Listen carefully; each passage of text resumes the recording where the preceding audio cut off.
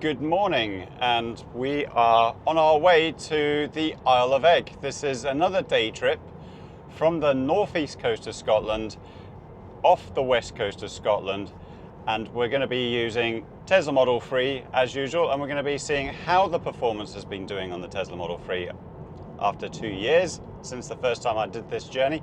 And really I'm hoping for some better weather compared to the last time where I got washed out by some persistent heavy rain and low cloud. Of course, we're not going to just simply be talking about a walk on a remote island off the west coast of Scotland. We're also going to be using this as an opportunity to talk about the electric car driving experience when the car is nearly 3 years old, as well as what the state of the charging network is across the Highlands of Scotland. I also want to discuss the possibility of electric ferries. Now, if you have seen my previous videos about my Norwegian holiday, we did go on electric ferries on at least 3 occasions, and I have to say I am very impressed with them. I want to discuss what does it take to have electric ferries off our coasts in the United Kingdom. Well, here I am. I'm about 5 miles beyond Glenfinnan, and my battery charge level has now dropped to 50%. So, in theory, I could drive all the way to Glenfinnan and all the way back again without needing to recharge. 2 years ago, I got to the 50% mark at Glenfinnan itself, so the efficiency today is better by about 10 miles. I'd say 5 miles out, 5 miles back. That's an extra 10 miles of range. And the difference between 2 years ago and now is that it's slightly warmer temperatures, and we have a dry road. If the road is wet, that does make a difference, quite a substantial difference. But yeah, it's about 1 or 2 degrees warmer as well. But yeah, this road beyond Glenfinnan, very twisty. But after having been in Norway on my summer holidays, gonna have to say, not as stressful as what I experienced over there. When you've got lots of oncoming vehicles, especially camper vans and other heavy goods vehicles coming along, and it isn't quite wide enough, that is stressful. This is just demanding. You just need to pay attention to it, but you don't have to worry too much about oncoming vehicles intruding into your path. So yes, predicted charge at Arisaig 46%. Now I'm going to have to say the weather was certainly looking a lot more promising, especially once we got beyond Glenfinnan. The skies were starting to get thinner in terms of cloud cover, and I was crossing my fingers and hoping for a good day today. Okay, so this is the charging location that we are going to, and it's occupied, which is a bit of a pest. Oh dear. Looks like I've got a bit of a problem, so we're just going to try and charge up with what we can.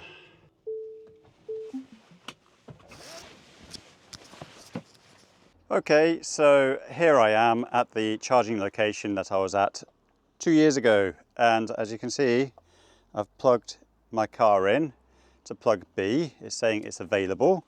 I take my card, I swipe it, and nothing happens. Access denied. I don't understand what that means. That's a bit of a pest. So it says disconnect plug, so I have to go to here and go to unlock the charging port, disconnect the plug. You have to do this big faff about. It honestly shouldn't matter whether you plug the car in first and then swipe, or you swipe first and then plug the car in. It gets confused. So it says B, it's available. So I tap it one more time. And then it says no sockets available, which is a bit of a pest. So I'll just plug this in just in case, because the next stage is going to be talking to Chargeplace Scotland, and I really want this to work. Oh dear, looks like I'm going to be talking to Chargeplace Scotland about this. Well, after a 2-minute conversation with Chargeplace Scotland, they then basically say that plug B is not working, despite the fact that it's showing as green and available. When you plug it into your car, swipe there and then plug into the unit there, it then just simply says please plug into the unit, and you already have done that. Now it looks like ZapMap has got several users saying plug B is not available, but this is the unfortunate situation with electric car charging in the Highlands of Scotland. You cannot rely on it at all. And as you can see, we've now got 2 years later, we've got both other chargers plugged in, and that is despite the fact that the price of electricity is just so high. So yes, it's the charger of last resort, but things have changed a lot in 2 years. So we're going to get in the car and we're going to drive to the ferry terminal. I have to say, Arisaig is it's a really pretty place, and you can see the Isle of Eigg out there, and it's fairly bright weather as well, so that does encourage me considerably. Now we turn left here, pedestrian ferry. I think we turn into here, yes. So what's it say about that? So it's locked at the end of the working day. Okay, I think I'll just park here. This will do. So here's the ferry terminal.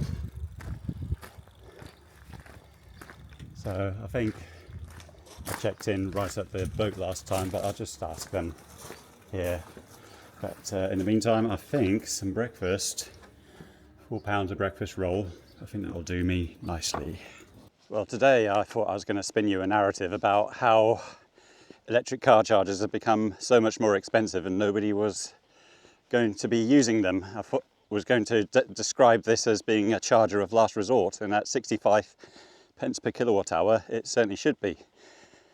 2 years ago, those chargers were 25 pence per kilowatt hour. And that was at the point where the wholesale prices were going from outrageous to destructive. Now,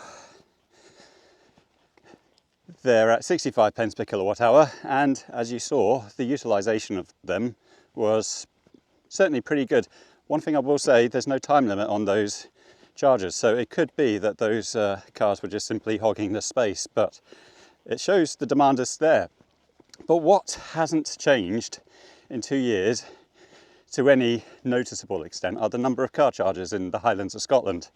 I've only noticed one set of new car chargers at the Caledonian Hotel in Ullapool, and all the rest of the car chargers, to a greater extent, were there 2 years ago, with maybe a couple of new car chargers at health centres and so on being added since then.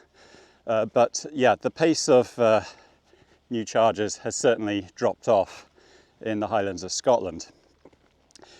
Now my plan will be to go to Fort William Supercharger on the way back. It's going to be 44 pence per kilowatt hour because it's going to be peak time. Off peak, every other hour of the day, apart from the 4 hours in the afternoon and evening time, it's 35 pence per kilowatt hour, which is very reasonable. But anyway, here's the boat. Let's get on it.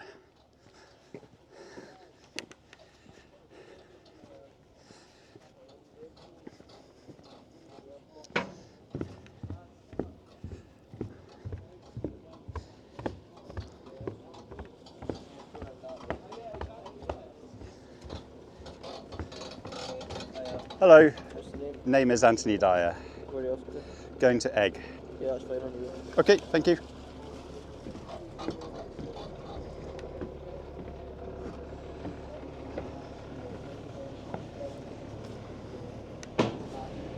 Nice. Yeah. And yes, you can buy food on here as well. Just small snacks. Now the ferry service is operated by the local company called Arisaig Marine. The one-way ticket is £13.50 to the Isle of Eigg, so that's £27 return. Compared to 2 years ago, it was £23 return.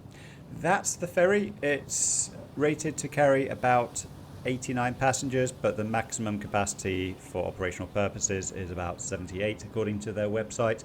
And it was a pretty full-up ferry. Typically, it seems to sail at around about 10 knots according to marine traffic, and it's open air in terms of most of the seating area, and it's undercover for half of the open air seating area. You can sit inside if you want, but I'm not too sure how many will be able to sit inside during rainy weather. That said, I don't think too many people will be sailing during rainy weather itself.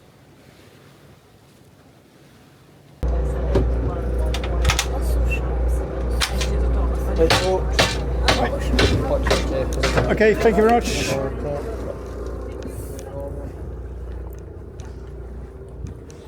Oh, welcome to Eigg.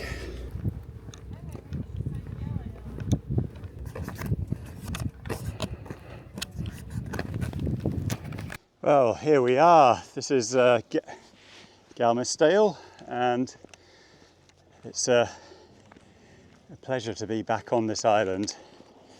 It's such a...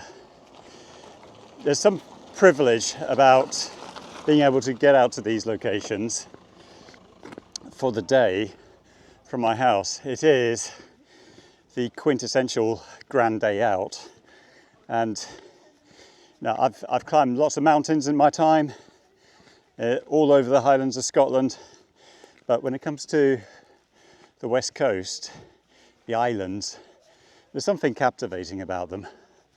But here we are. We'll be visiting the facilities in a bit more detail later on. In the meantime, we'll take this track up to Sgurr and continue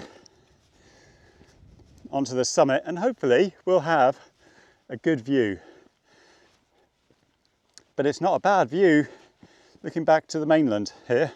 Now, you're going to be saying, Anthony, you've been to Norway. You've had all of these electric ferry experiences in Norway. What do I think of these ferries here? And yeah, I'm going to have to say, you can smell the diesel fumes as the wind blows in the wrong direction and so on. There's a lot of noise and vibration. It does feel a bit like going back in time. So the question to ask is, what does it take to get the west coast of Scotland electrified in terms of ferry transportation? And here we have Sgurr coming into view. So open country from now on. It's one of those places where you've got to admire the community buying up the estate in mass.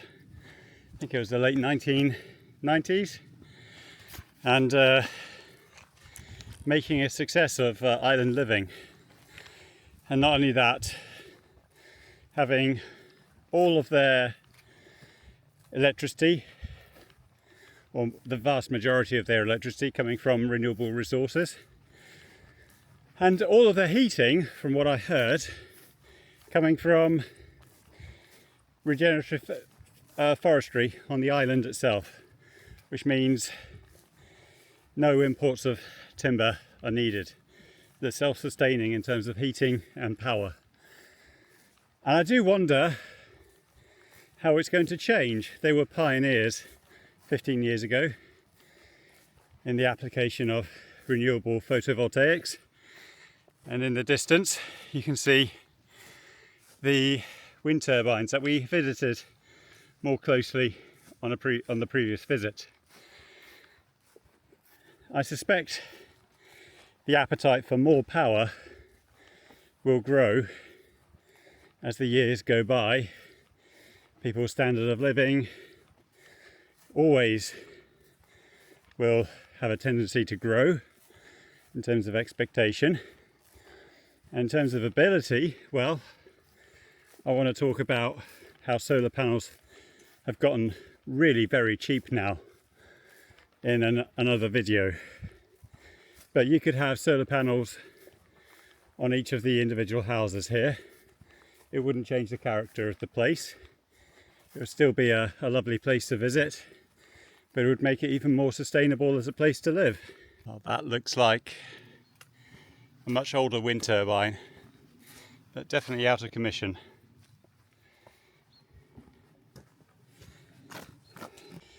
So this is the main track to the community wind turbines. You can see here there's a cairn. Looks like somebody's push buggy is here as well. We'll take this route up to the Sgurr.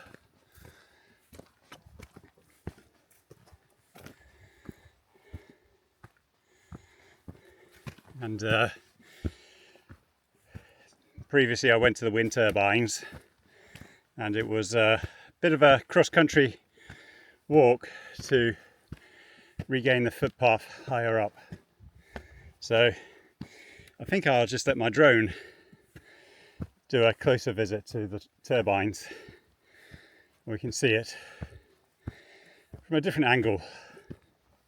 Well, here's an example which I've got. This is the MS Medstrom. This is a fast ferry with a capacity of 150 passengers. It operates out of Stavanger on commuter routes.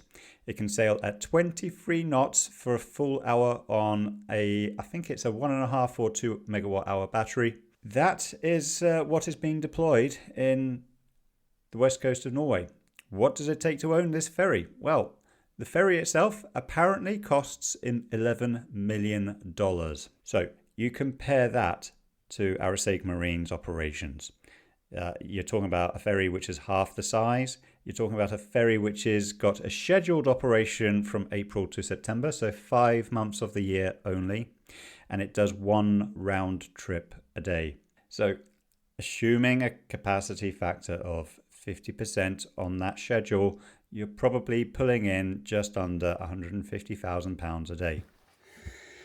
And Sgurr coming into view one more time. Well, a little bit higher up, you can see Sgurr dead on. It's an okay footpath, but I can see all the components that can make it a muddy footpath when the weather is wetter. And indeed, I remember it being a muddy footpath last time I was here. Definitely a little bit of huff puff with this mountain, despite being only, I think it's 399 meters tall. Well, looming large.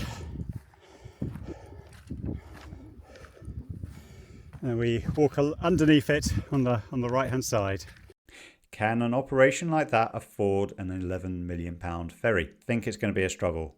And yet, most marine operators will tell you that trying to reduce the cost of their fuel is one of the biggest concerns that they have right now. Marine diesel and marine gas oil are very expensive these days, and people don't want to burn it anymore. And people are looking for solutions to reduce their diesel consumption costs. But the cost of capital with new ferries is very high at the moment, and there have to be engineering solutions which can bring the cost down to the operating revenue levels that companies such as Arisaig Marine can support. Is that going to happen? I think the answer is not without help. I do think the Scottish Government and the UK Government do need to come up with some initiatives which can help some ferry operators electrify their fleet.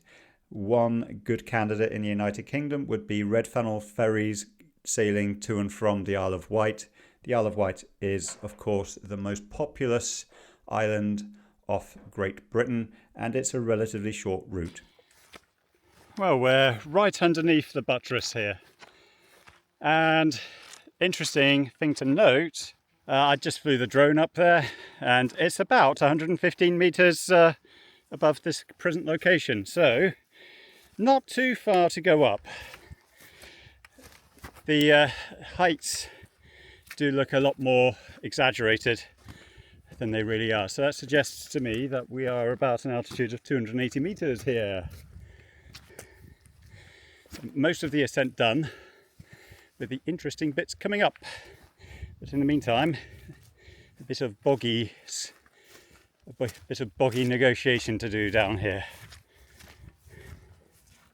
Right, so we were walking underneath the mountain for a short distance. It was quite boggy, but now the footpath is rising up. There's goes into this gap up here. So nearly getting to the Belach. So we'll be walking up this steep stuff to the left of us. And I know the path disappears amongst the rocks. Last time I was here, it was in thick clag. Not terribly nice at all. Now we've got a lovely view. Tyree as well. That's great. So up there, up that slightly scrambly stuff. But that all depends on your perspective. For me, it's just a steep walk. For Rachel, it's a terrifying climb. And I say it's just a walk. I have got a stick in one hand and a camera in the other.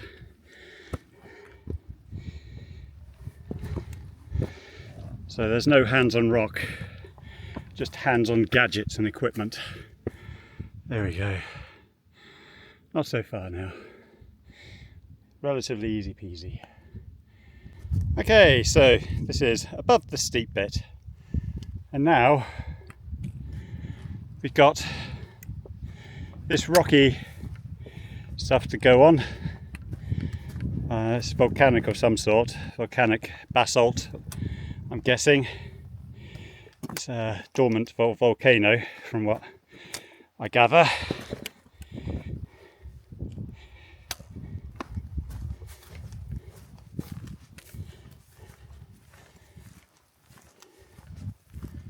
And it's an okay footpath. It's off the ridge. It's off to the side of the ridge. The footpath. It doesn't go on the main ridge.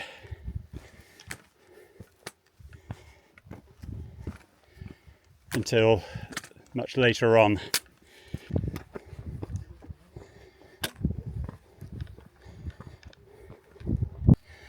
Okay, so nearly at the summit.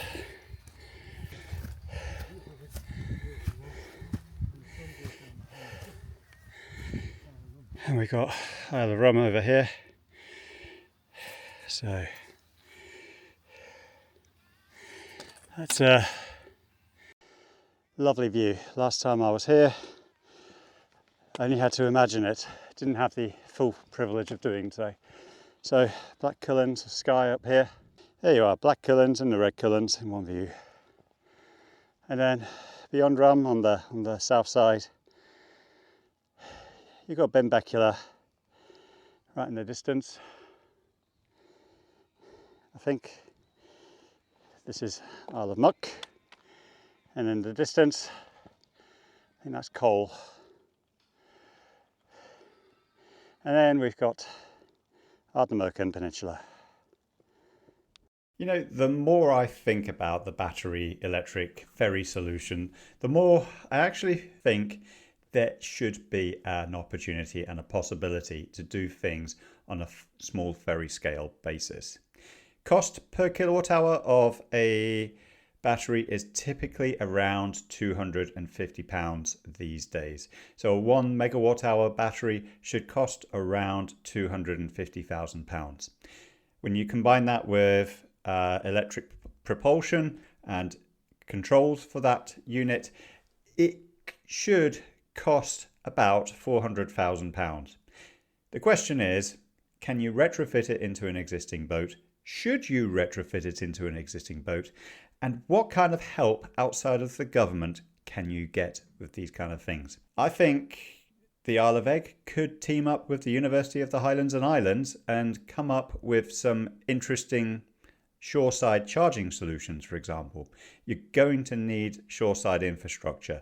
That includes generation of electricity, storage of electricity, and also quick charging methods. And you have to do so in a salty sea environment, and you have to deal with issues such as corrosion. So I would be willing to say that maybe the residents of the Isle of Eigg could be pioneers all over again and try this out.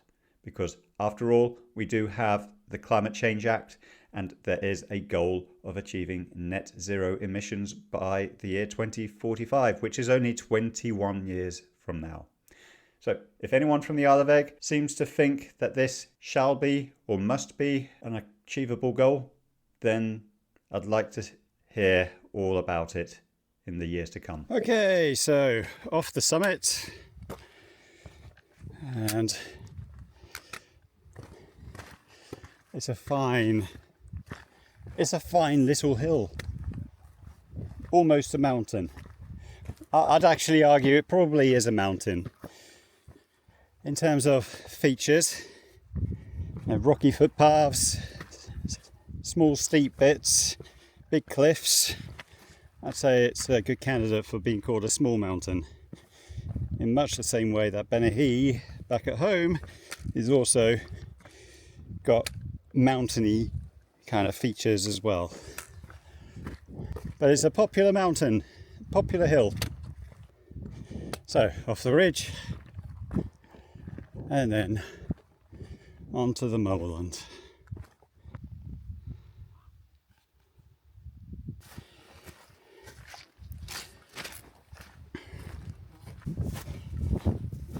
Well, getting closer to the bottom of the mountain. Well, here we are back on some kind of track, and this is the way back down to the port. That's the way across to the solar panels.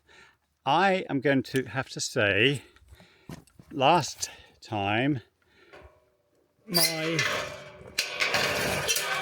ferry was delayed, which gave me more time to actually have a look at the solar panels.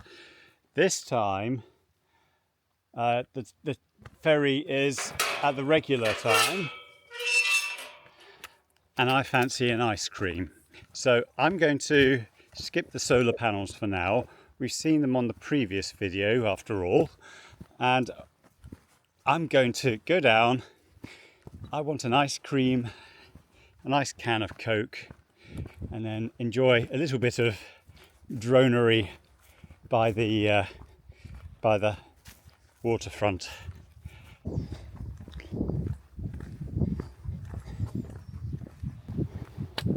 And I think a lazy afternoon is going to be enjoyed here.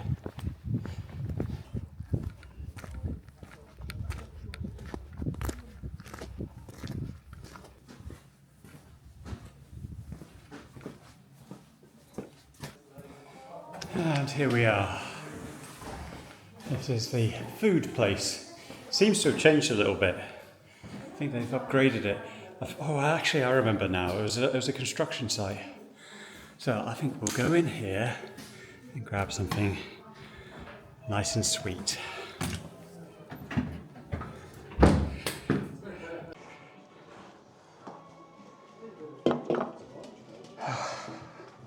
Time to relax. This is the way out to the quayside of the Calmac ferry. It's a bit of a further walk away than the landing quay that our small boat came on.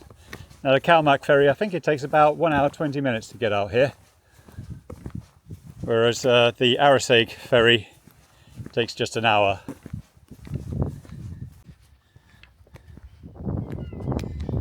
Yep, and this is where you board the Calmac ferry. I think they spend less time doing any moorings, or at least I'd hope so. I'm very impressed by the Norwegian ferries, just the way they just push themselves against the ramp. no mooring lines. Now, one thing that is unique about the Isle of Eigg is that the roads here, I think, are all private. They're not part of the public road network at all. And apparently you do need a special permit to drive on the Isle of Eigg. Most people don't bother bringing their cars, and the islanders, they've got 2 cars. They've got one on the mainland and they've got one on the island. And the one on the island is typically a much older car. That's not worth keeping an MOT for, I'm reckoning. It's really clear water here.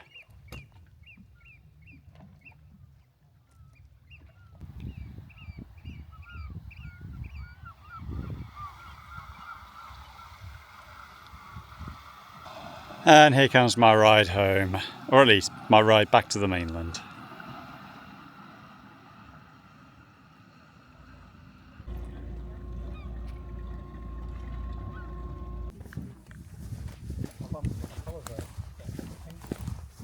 Anthony Dyer.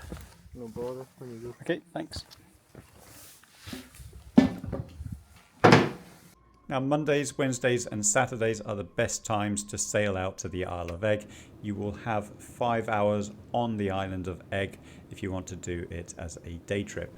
You can arrive on the Isle of Eigg on other days, but you have a much shorter length of time with which to explore the island. 5 hours is plenty of time to get to the top of Sgurr, have an ice cream and do a little bit of wandering around.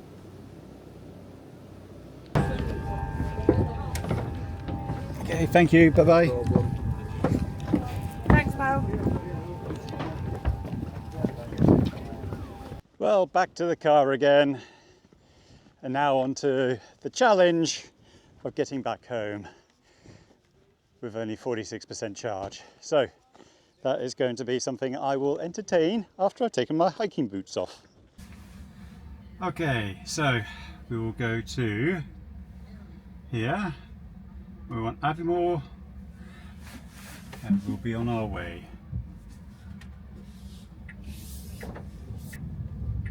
So, predicted charge at Aviemore is 13%. So, predicted charge of 13% is plenty of charge to get to Aviemore.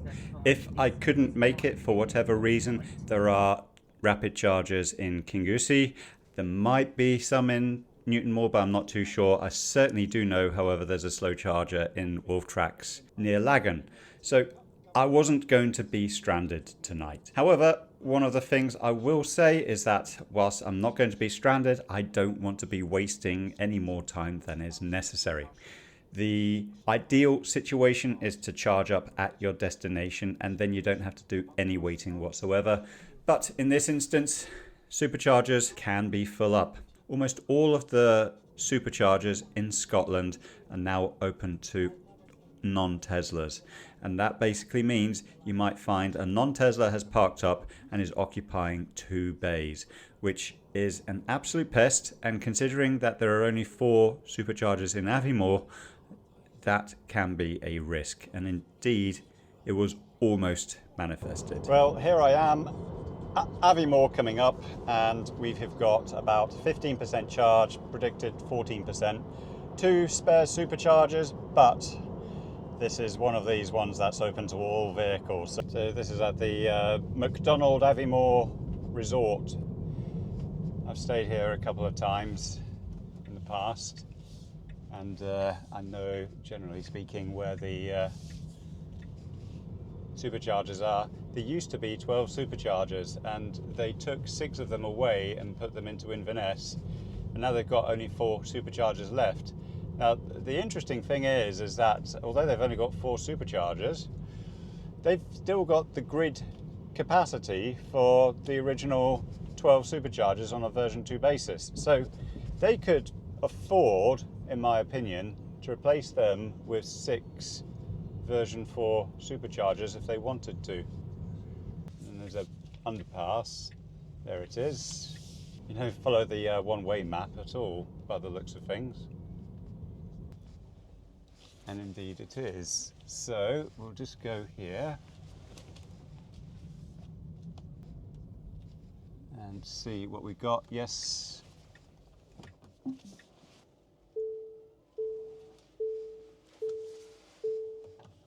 Oh no, I think they've just taken it. That's annoying. So here we are. We are now charging. Are we charging? Yes, we are charging. 87 kilowatts. So 98 kilowatts. Good. So not going to be here for too long.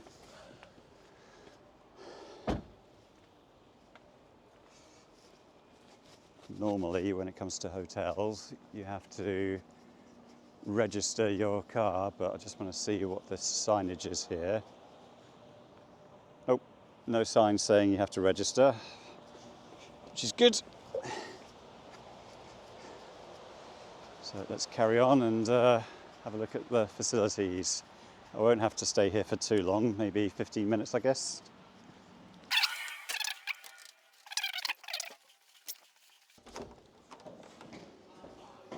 This looks a bit better. So in the time it took for me to get to the toilet and back again, it's gone from 50% to 30% charge, and now I've got a predicted range of 10% for getting home, which is more than adequate, and I think it's time to leave. Okay, time to get out of here. So that was literally just a splash and dash. And it was 44 pence per kilowatt hour because it's peak time, and that kind of works for me. What do I think about, well, one thing I noticed was that my car was pulling 110 kilowatts, and even though it was on a shared charger, the Jaguar I-Pace, which was also on the same charger pair as mine, that was obviously not being prioritized. So either it was incapable of pulling 40 kilowatts, or it's more the case, as I suspect, that it will prioritize Tesla charging over non-Teslas at the superchargers in the version 2 instances, which I think is fair, simply because it was originally designed for Teslas. But what I don't like is the fact that version 2 superchargers, same with version 3 superchargers, they're not designed for non-Teslas. The charging cable's just too small. So I don't like that. But generally speaking, Chargeplace Scotland really did not come up with the goods today. And okay, it would have cost me a lot more to get a much slower speed.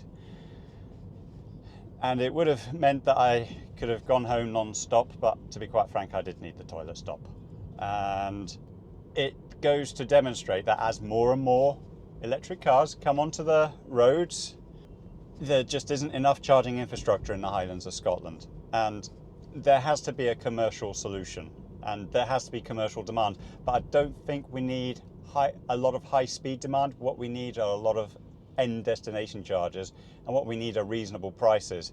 65 pence per kilowatt hour is, in my opinion, outrageous, and in most instances, outside of the summer holidays at least,